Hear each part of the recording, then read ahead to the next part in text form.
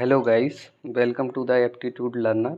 And जो age related question की series चल रही थी उसमें ये काफ़ी इंटरेस्टिंग क्वेश्चन है। आप इसे पॉज करके सॉल्व करने का ट्राई करें। काफ़ी इंटरेस्टिंग क्वेश्चन है एंड बड़े ही केयरफुल तरीके से सॉल्व करने की कोशिश करें। सो क्वेश्चन इस टाइप से है कि ए और बी की आयु का अनुपात 125% है। ए की आयु बी की आयु का 125% है और ए बी सी डी की औसत आयु 32 वर्ष है। सी और डी की आयु के बीच का अंतर 13 वर्ष का है और ए और सी की आयु का अनुपात 5:7 है। यदि डी सी से बड़ा है तो डी की वर्तमान आयु क्या है। हमसे क्या पूछा गया है, डी की वर्तमान आयु। हमसे डी की वर्तमान आयु पूछी गई है और क्वेश्चन में दिया क्या हुआ है, क्वेश्चन में दिया क्या हुआ है कि ए की आयु बी की आयु का 125% है।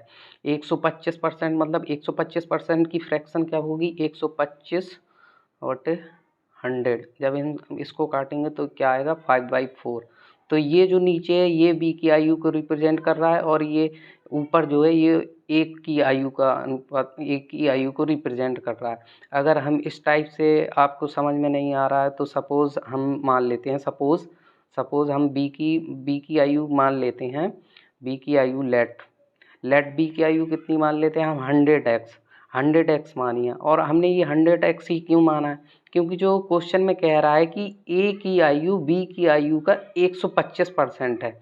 125%, जब हम ए की आयु कैलकुलेट करेंगे तो 100x का 125% करेंगे तो ये 100 से 100x कट जाएगा और ये क्या होगी कि हमारी वैल्यू जो है फ्रैक्शन में नहीं आएगी, इसलिए हमने इसको 100x माना है। अब यहाँ से ए की आयु कितनी है, 125x, बी की कितनी है, 100x। अब हम इसका देखो रेशियो निकालते हैं तो ए की कितनी है, 125x, बी की कितनी है, 100x। जब हम इसको काटेंगे तो हम काटते इस प्रकार की मिनिमम वैल्यू पे आ जाए तो काटेंगे 25 से, 25 पंचे 125 और ये यहाँ पे क्या आ जाएगा 4x। और हमने x को इसलिए नहीं काटा क्योंकि अगर रेशियो निकाल लेते तो फिर भी हमें गुणांक के फॉर्म में लिखना ही पड़ता। तो यहाँ से हमें a की आयु कितनी आ गई, a की आयु कितनी आ गई 5x, b की कितनी आ जाएगी, b की आ जाएगी 4x। और आगे क्वेश्चन में क्या दिया है, सी और डी की बीच की आयु का अंतर 13 वर्ष का है। सी और डी की आयु मतलब सी और डी। और क्वेश्चन में यहाँ ये भी मेंशन किया हुआ है कि डी जो है सी से बड़ा है, डी सी से बड़ा है, यानी कि डी की जो आयु होगी वो सी से बड़ी होगी। तो इसलिए हम अंतर के लिए क्या करेंगे, D minus C is equal to 13। हमने सी माइनस डी इसलिए नहीं किया क्योंकि डी सी से बड़ा है और सी छोटा है। अगर सी माइनस डी कर देंगे, सपोज सी माइनस डी कर दिया, जब सी माइनस डी करेंगे तो यहाँ पे क्या होगा, सी छोटा है डी से, और जब इसकी वैल्यू रखेंगे तो क्या होगी, नेगेटिव में आएगी, और ये नेगेटिव में दी नहीं है तो इसलिए D minus C is equal to क्या दिया हुआ है 13। तो ये एक इक्वेशन बन जाएगी, मान लेते हैं इसको इक्वेशन 1 मान लेते हैं, ये 13 दिया हुआ है। और आगे क्या दिया हुआ है कि ए और सी की आयु का अनुपात 5:7 है। तो ए बाई सी की आयु का अनुपात क्या है, 5:7। और हमें यहाँ से ए की वैल्यू कितनी दी हुई है, एज कितनी दी हुई है 5x, तो हम यहाँ पे 5x पुट कर देंगे सी, और यहाँ से हम सी की एज निकाल लेंगे। तो 5/7, 5 से ये कितना कट जाएगा एक टाइम, और यहाँ पे क्या होगा, सी की कितनी आ जाएगी, सी की आ जाएगी जब हम क्रॉस मल्टीप्लिकेशन करेंगे तो यहाँ से कितना आ जाएगा C7x।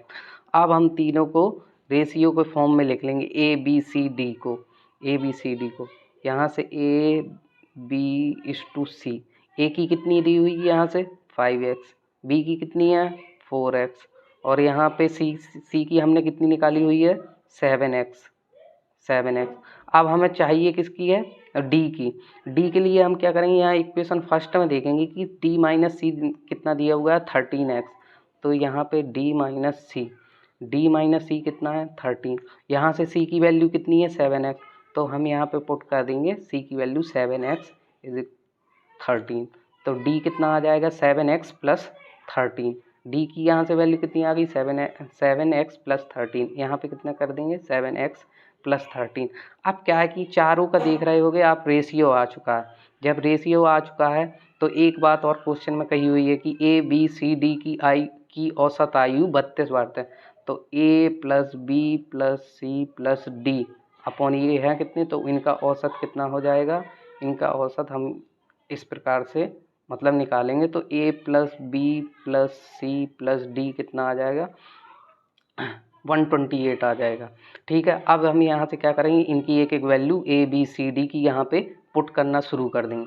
तो ए की कितनी है 5x, बी की कितनी है 4x, सी की कितनी है 7x और डी की कितनी है 7x प्लस 13। तो यहाँ से कितना आ जाएगा 128। जब हम इन सबको जोड़ेंगे तो कितना आ जाएगा 23x प्लस 13।